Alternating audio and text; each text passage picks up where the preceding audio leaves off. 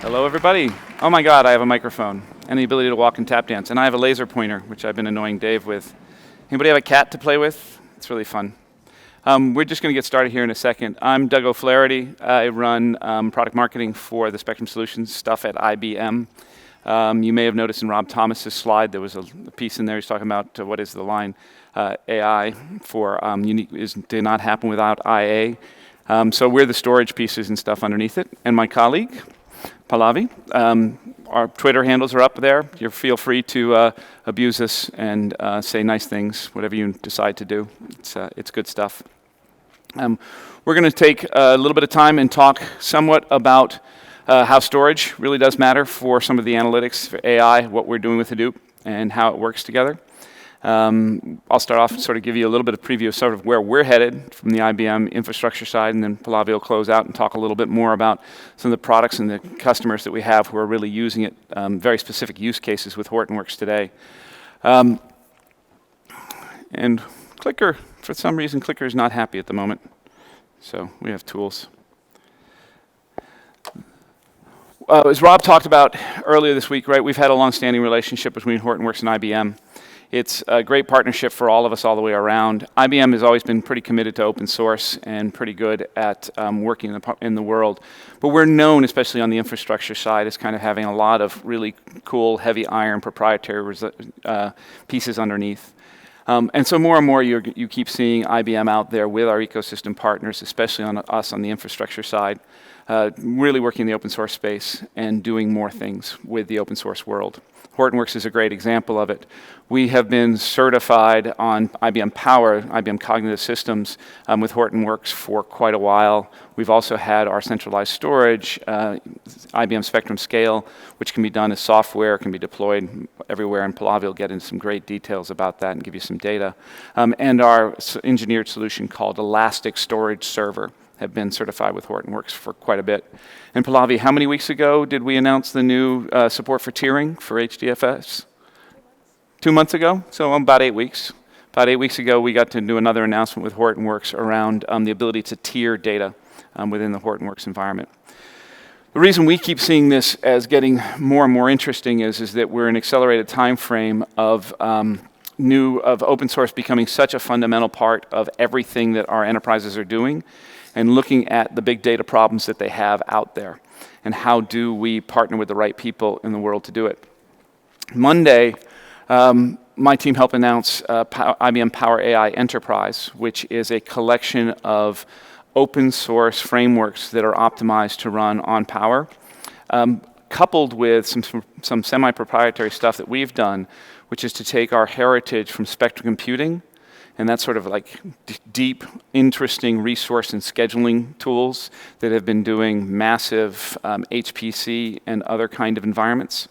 It's actually even one of the key scheduler behind Summit, the world's, what soon will be, next week, will probably be announced as the #1 supercomputer in the world. That includes some really neat scheduling pieces that we've glued onto a Yarn environment.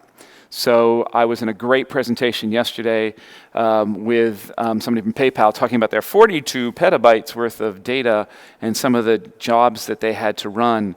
And because it's such a heterogeneous environment, they've had to hand code and hand script to be able to do load balancing, to be able to know when the largest systems, when the slowest systems go and when the fastest systems go. And what we have with Spectrum Computing, a product called Spectrum Conductor, we actually have all that intelligence underneath it, and so it's all scripted and ready for you to go. And since we bundle these all together in this software package we call Power AI Enterprise, we also then announced an AI reference architecture, specifically for infrastructure. And it's been really fun, it's been really cool to do this project because it's been heavily built on the clients that we have. IBM, for some reason, we're a big global, multi-billion-dollar, several 100,000-person company, and my team, supporting teams, and all over the place. We've had great sort of POC projects on IA problems. And so Rob talked a lot about what's happening with research. These aren't research. These are almost every one of these up here represents a client project that we have going today, whether it's simple things like the autonomous vehicle you saw today, right? Using Tensorflow, Caffe to understand that, or some stuff we've been doing with DSX to do image processing for identification, or guided drilling that we've seen in oil and gas. Every industry has got one of these projects.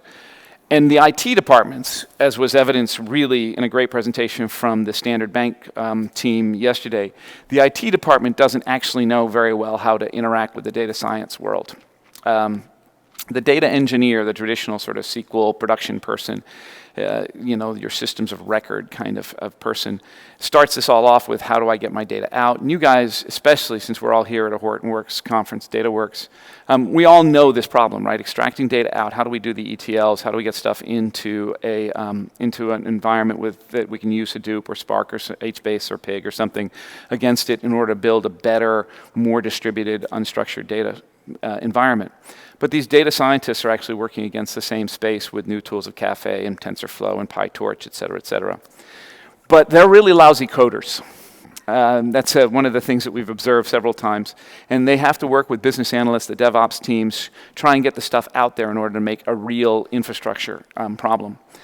And we're sitting here at the DataWorks conference talking about the fact that data is the main inhibitor to these kind of AI initiatives.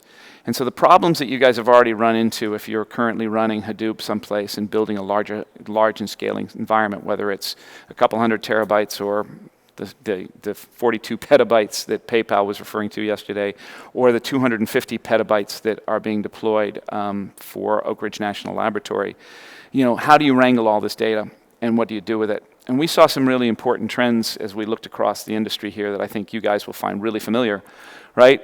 There's lots of data sources. There's a huge amount of work that has to happen in order to cleanse that data, normalize that data, put that data in place. This is all motherhood and apple pie around here. But then there's all this data science happens and super iterative, and then we get to inference. So when that car was out there running today, there's all this training model that had to happen. And then the actual work of like identifying images and where are you on here, or moving the sensors around and knowing what's going on, that's actually pretty lightweight, but it has to be very responsive. And so storage and data becomes a huge part of this. And it's, as we go through, it becomes problem after problem after problem. And so variety, quality, workflow integration are the same things. And for today, I'm going to kind of focus a little on the HDFS Spark problem here as well, which is that this is probably the best tools, no matter where we go out and talk all those, 30-some examples I showed in an earlier slide. The single biggest problem that people are having is how to extract data and move it through and to manipulate it. And we're finding huge success when we talk about AI at using Hadoop and using Spark as the ingest and the data pipelining world. And so this is one of the reasons we're so excited to talk about it here. But these data scientists and this environment out there are actually starting in a very different place. They're not starting with big data in a lot of cases. Everybody's starting at experimentation stage. In some of what I've seen, we have a great example in Washington University. They're working on about 200 terabytes worth of tumor images, and they've done machine language and training to make that work. But in order to actually make and roll that out and productize it, to stabilize it and roll that out to the entire hospital, they're going to have a whole lot more data coming in. And we have been pushing the idea that this all can be built in a building block fashion to make it easy for them to roll it out and to make it work. And no matter what you do with it, whether you're starting experimentation or moving from production or into expansion into this data shared services. And honestly, if you guys did not catch presentation that I think was in this room yesterday from Standard Bank, I suggest going back and looking at it, because they are totally building a data science shared service. And the business issues that they've run into around how do you do the upstream pipeline, the business issues that they've run into, how do you do data governance, model governance, are really real. And one of the things that IBM is really good at is thinking about what happens when you move it from a single silo into a very big environment. And that sort of data science shared experience. And this is why we've been publishing more of this out, because no matter how you look at it, this is a data-driven problem. And we're doing this with all sorts of clients and customers. And these are just 5 examples because they're fun to talk about. So a lot of this conference is got financial services people in it, right? We've got a lot of data that we want to look at. We're trying to figure out how to make it work in different places.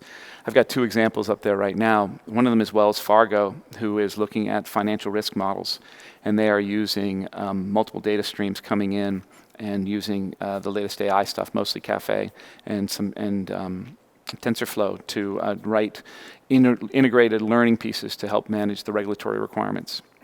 The funnest one for me, well, I'm an old HPC guy, so the fact that this is 250 petabytes and 2.5 terabytes per second and has literally 12,000 GPUs in it at Oak Ridge National Lab, that one's just really, really big and kind of cool. It's 4,000 nodes, each with two processors and 6 GPUs, all fed with our storage over super high-speed networks. But the fun one I want to talk about today a little bit is this top 5 global bank. They've got lots of different data sources for clients, like where do they get the data from, when did they do the last transactions. They're looking at credit card fraud and behavioral.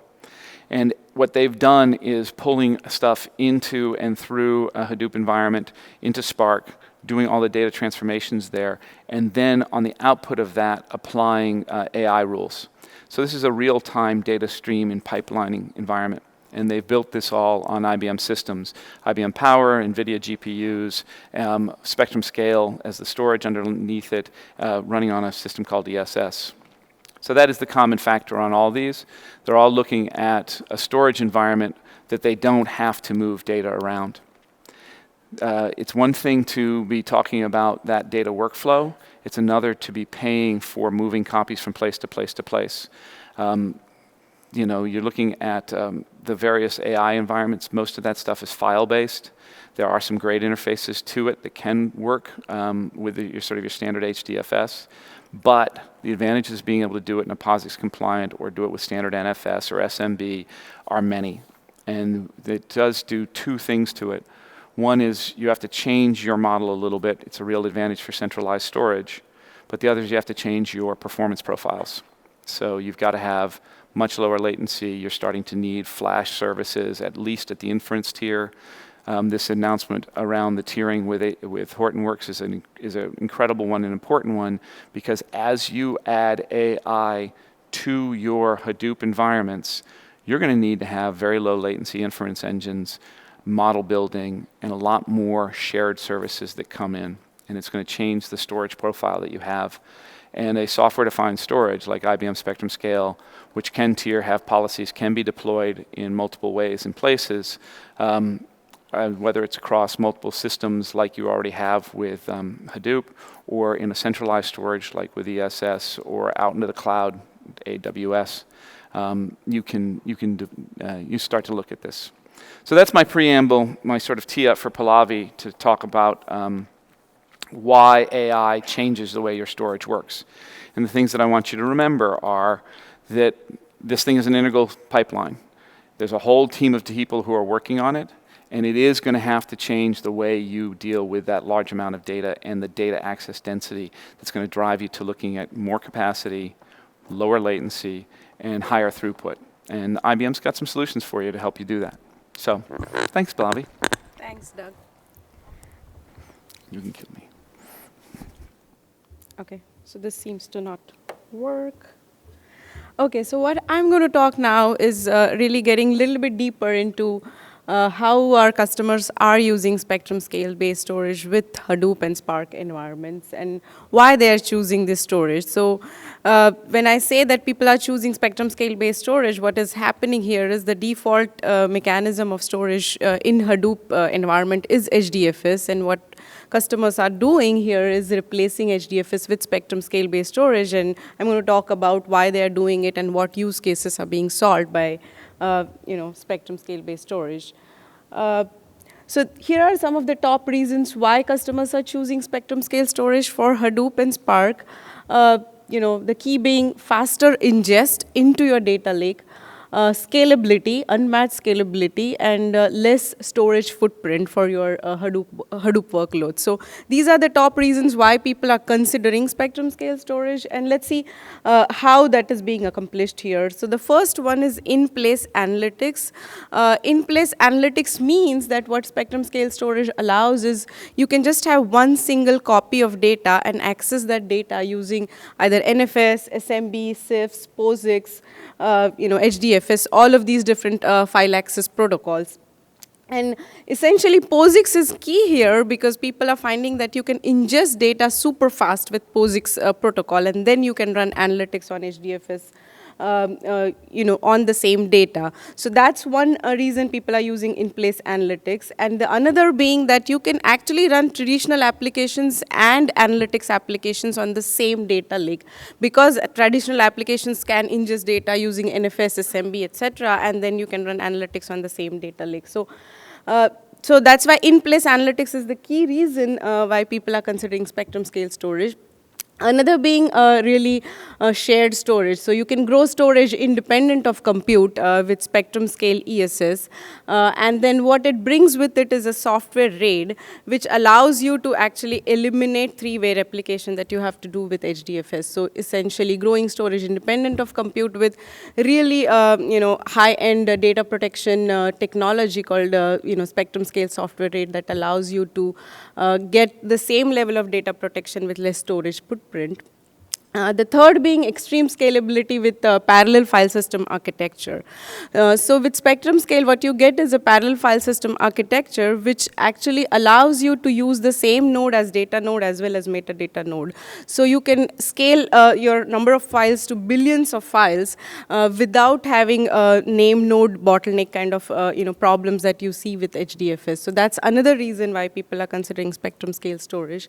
And the fourth being a global namespace that spans geography. So we have customers who actually have spectrum scale namespace across the globe. You can have active replicas across the globes, and that's how you can have really globally distributed data lake with spectrum scale. So these are sort of the top reasons why customers are considering spectrum scale-based storage for Hadoop. Little bit deep dive into how people are accomplishing less storage footprint with spectrum scale storage. Like I said, we have spectrum scale software RAID, which allows you to eliminate three-way replication with HDFS. So what happens is if you want 5 petabyte of usable storage with HDFS, you would end up having 15 petabyte of physical storage with three-way replication. With spectrum scale software RAID, it basically just requires 30% extra storage footprint instead of three-way replication. So you will end up consuming 6.5 petabyte of physical storage here. So that's one way to get less storage footprint. Another being, like I talked about, in-place analytics. So you don't really have to maintain multiple copies of data for different types of applications. So that's another way of saving storage footprint. And the third is really people are using the spectrum scale storage or data plane to run Hadoop as well as non-Hadoop applications on it. So that's sort of another way of saving wherever you can, reuse or share data. So that is how people are actually able to get up to 60% less storage footprint with spectrum scale-based data lake. These are the typical architecture choices that we see customers using. One being shared nothing model, just exactly like HDFS, or the more popular being shared storage-based model where people can have spectrum scale storage as a shared storage, and then you can run Hadoop cluster in front of it with a layer called as transparency layer, which is just a spectrum scale client running on Hadoop nodes. So these are the two architecture choices that customers are choosing, and the beauty is you can actually have combinations. So you can start small with shared nothing and then actually inject shared storage, spectrum scale based shared storage into it as well. You probably are aware that power systems, IBM Power Systems, are also certified to run Hadoop and Hortonworks data platform. So we see a number of customers choosing to run HDP on Power nodes along with Elastic Storage Server, which is Spectrum scale-based storage. And we see customers actually improving their TCO significantly in this model, where we see customers actually reducing up to 3x storage and compute infrastructure with HDP running on Power and ESS. So now let's look at some of the popular analytics use cases that people are solving with this kind of architecture and spectrum scale storage.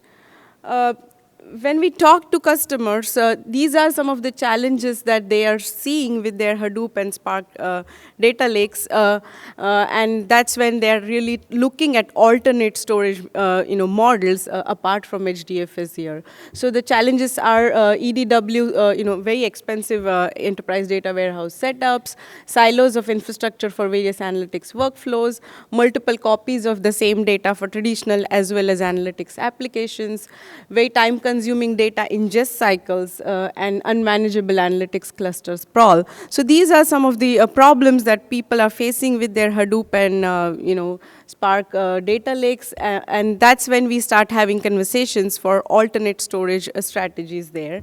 And so in that context, the popular use cases that we see customers implementing with spectrum scale-based storage in the Hadoop world are, these four: EDW optimization, integrated HPC and Hadoop, Hadoop storage tiering that Doug mentioned, and unified analytics workflows. These are like the four popular ones that we are seeing in the field that people are implementing with spectrum scale. So let's look at each one of those. EDW optimization by itself is a very popular use case where Hadoop is being deployed. Where in EDW optimization, what happens is customers move their cold enterprise data warehouse data into Hadoop. When they're using spectrum scale in this kind of use case, what happens is they actually end up using a common spectrum scale ESS-based data plane that runs all of the EDW as well as Hadoop and HDF sometimes, which actually is a streaming data, all on the spectrum scale-based data plane or storage. And that sort of gives you better data governance, can share data wherever applicable. We have a financial services company in Europe that is currently deploying their DB2 data warehouse and all of the HDP, HDF, Big SQL stack on Power and spectrum scale-based data plane. So this is one use case where you can have a common data plane running enterprise data warehouse and Hadoop. The second is integrated HPC and Hadoop. Spectrum scale storage actually comes from the whole HPC background. So we have number of customers using spectrum scale for HPC. And we are seeing a lot of those customers interested in running Hadoop alongside HPC there on the spectrum scale-based data plane. The advantage here is you can share data between your HPC applications and analytics applications and sort of get better insights in the process. So this is one of the most popular use cases which we are seeing getting adopted. NASA and another healthcare company in Middle East is, has implemented spectrum scale data lake, which actually runs traditional HPC as well as Hadoop on the same data plane.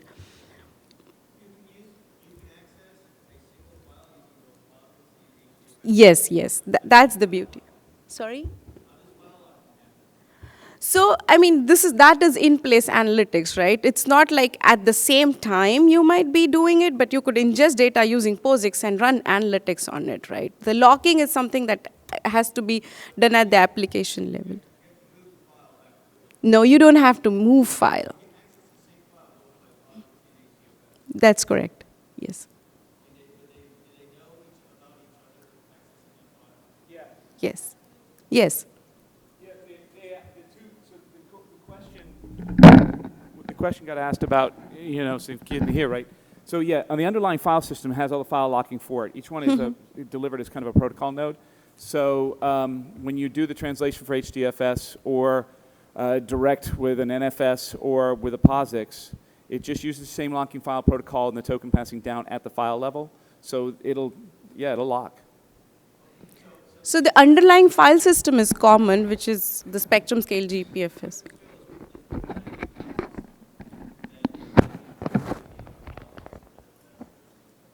It's a full POSIX compliant file system that will distribute to the nodes and has connectors for HDFS, NFS, SMB, SIMs. It's fully multi-protocol. So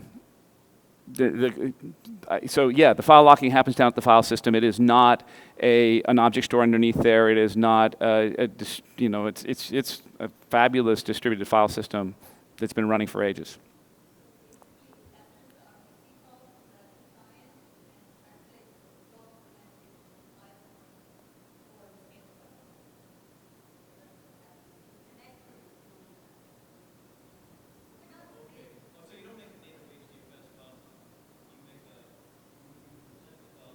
We present the file system. Yeah. We present the file system as if it's HDFS. Yeah. And fully compliant. I mean, think about it. HDFS is nothing more than an set of APIs.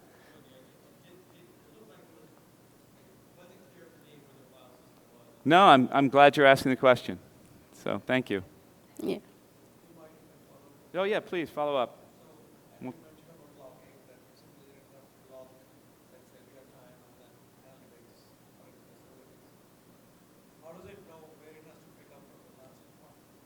How does the file system know where it has to pick up from the last point? You're talking about in terms of sector level blocking? Dave, do you have an answer to that? Did you raise your hand for a reason, or did you just? Oh, repeat the question. I saw you out of the corner of my eye. If there's two people running to a file at the same time, it'll create a second version. So that piece is something that application has to handle at application level, but file system is giving you ability to actually access the same data and not have to maintain copies just for the sake of you having to access it using different protocols. That's yes, absolutely. All right, so that's another use case that is very popular where people are using this alongside their HPC setups for Hadoop. The third one that Doug mentioned we announced recently, which is Hadoop storage tiering, and that's getting very popular and a lot of response is because you're able to disaggregate storage and compute within your existing Hadoop clusters. Because when you start small where you would have HDFS and Hadoop cluster, but as the Hadoop cluster starts growing, you want to actually disaggregate storage and compute because you don't want to keep adding nodes to your Hadoop cluster, just for the sake of storage. So this is very popular here, where you can add spectrum scale storage for multiple reasons. You can add it as an ingest layer, where you could just ingest data using POSIX and then move it to your existing Hadoop cluster, or you could add a spectrum scale ESS as a secondary tier, which becomes now a shared storage and can grow storage independent of compute. Or you could actually use spectrum scale storage tier to share data between your old and new Hadoop clusters. So there are multiple use cases of this Hadoop storage tiering, but what essentially it is allowing you is adding spectrum scale ESS storage as a tier to your existing Hadoop cluster. So it could be for ingest, secondary tier, or sharing data between the Hadoop clusters. So that's another popular use case. And the fourth one that we are seeing why people are choosing spectrum scale storage is unified analytics workflows, where you could have Hadoop as well as non-Hadoop applications in your analytics workflow. And having all of those share a single common data plane is something that is interesting for customers. So you can have SAS Grid, SAP HANA, or other MLDL workloads, and then Hadoop workloads running side by side on a single data plane. So that's another popular use case. We recently had a bank in South Africa implementing Hadoop and SAS Grid on the single common ESS-based data plane or infrastructure. So that's the fourth use case. So these were like top 4 use cases that we are seeing customers implementing with Spectrum Scale Storage in Hadoop, Spark, and Analytics AI workloads. We have number of customers. We certified Spectrum Scale with Hortonworks last year, but we have been having customers using Spectrum Scale Storage in this Hadoop space even before that. Like you have some of the customers, from Hortonworks and prior time, like NASA has been using it for a long time now. So, we have number of customers in this space. So if you're interested, feel free to talk to me or Doug, today, or feel free to contact your local IBM, contact to know more about spectrum scale storage. That's pretty much we had at the moment. Any questions? Any other questions? Yeah. For the Hadoop tier storage solution, the tier storage acts as a single namespace or multiple namespace? So currently, it would be 2 different namespaces that you will have to manage, and we have a way to, so your application will have to be cognizant of the 2 namespaces. So that is a problem for some customers, not a problem for some customers, depending upon, what you're really trying to do. But as So- HDP 3.0 comes and Federation comes, it will be much simpler with, other things. Okay. And then in terms of tools like data governance tools and all those stuff, as you have 2 namespace, how does that work? I mean, how does things like rangers or whatever work across the 2 namespace? Yeah, so they will recognize those. And so with the Federation and HDP 3.0, it will be much simpler. But even today, people are finding pre-HDP 3.0 world, we have people implementing this with HDP 2.6 and whatever version of HDP they have, because of being able to really get even the faster ingest tier, or being able to disaggregate storage and compute. So really depends on how you have written your applications. It can be little bit cumbersome, or it really depends. But yes, you'll have to recognize those as 2 namespaces today, pre-HDP 3.0. Okay, thanks.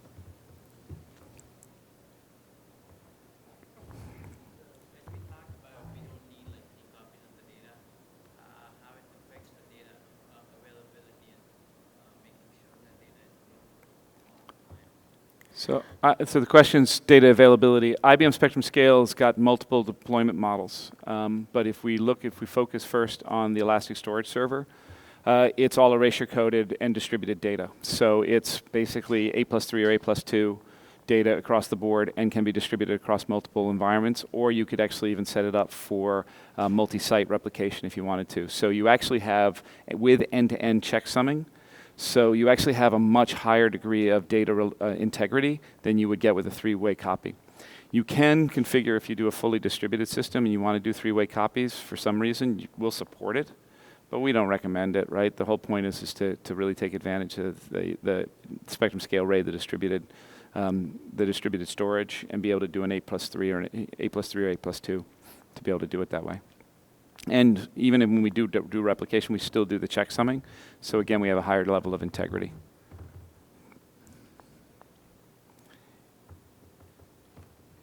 Going once, going twice. So we end a couple minutes early. I think it's great. Thank you all very much.